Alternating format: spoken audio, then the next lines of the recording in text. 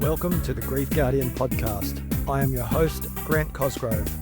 During this podcast series, I will be guiding you through the hardest journey, life after losing a loved one, empowering resilience, healing, and hope, one step at a time. In today's podcast, we are looking at one of the many different types of grief. Grief is something we all experience at some point, but not all grief is the same. According to experts, there are up to 20 different types of grief that an individual may experience. Let's explore in this episode collective grief. What is collective grief? Grief is often thought of as a personal experience, something we go through alone, but sometimes grief extends beyond just one person. It can affect entire communities, even the whole world. Think about times of war, natural disasters, or even global events like the pandemic. These moments bring collective grief, a shared sense of loss that impacts many at once. If you've ever felt overwhelmed by grief that isn't just your own, this is for you. Let's dive in.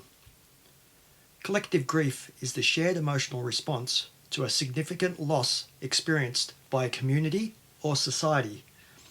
Unlike personal grief, which is focused on an individual loss, collective grief is felt by a group. It can be triggered by major tragedies, historical events, or even the loss of cultural identity.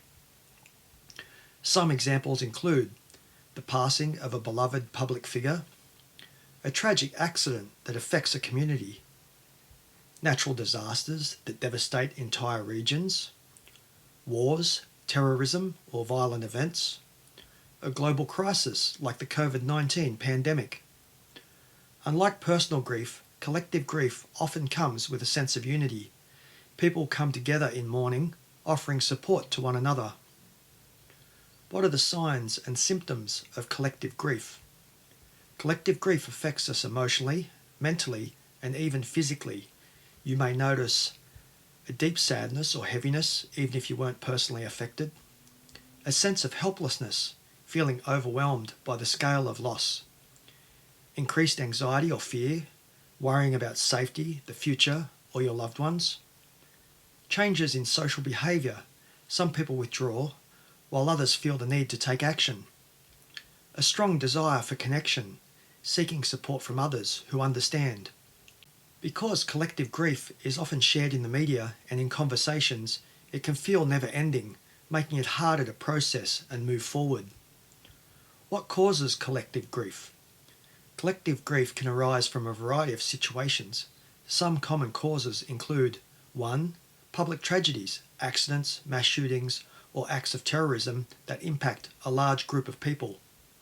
2. Natural disasters, earthquakes, hurricanes, or bushfires that cause widespread devastation.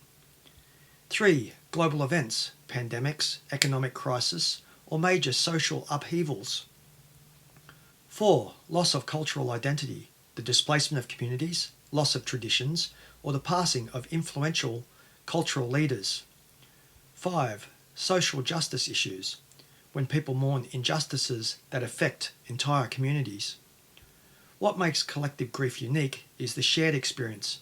Even if the loss didn't happen to you personally, you still feel its weight because it affects the world around you. What are the impacts of collective grief? The effects of collective grief can be far-reaching, affecting individuals, communities, and even society as a whole. Emotional impact, increased anxiety, depression, or feelings of hopelessness. Social impact, a sense of unity and solidarity, but also tension and division. Mental impact, overconsumption of news, difficulty focusing, or emotional exhaustion. Physical impact, stress-related symptoms like headaches, fatigue, or trouble sleeping. One of the biggest challenges of collective grief is that it can feel inescapable, with news coverage, social media, and conversations all reinforcing the sense of loss. But even in these difficult times, there are ways to cope. What are some of the coping strategies for healing? Navigating collective grief requires both personal and communal approaches to healing. Here's how you can cope. 1. Acknowledge your emotions. It's okay to grieve, even if the loss isn't personal. 2. Limit media exposure. Constant news updates can be overwhelming. Take breaks when needed. 3. Find ways to connect. Talk to friends, join a support group, or attend community events. 4. Engage in acts of service. Helping others, donating, or volunteering can bring a sense of purpose. 5. Practice self-care. Whether it's meditation, exercise, or journaling, find ways to care for your mental health. 6. Seek professional support. If the grief feels too heavy, therapy can provide guidance. 7. Honour the loss. Participate in memorials, moments of silence, or personal rituals to acknowledge the grief. Collective grief can feel overwhelming, but healing happens when we come together. You don't have to navigate this alone. Grief is powerful, but so is community.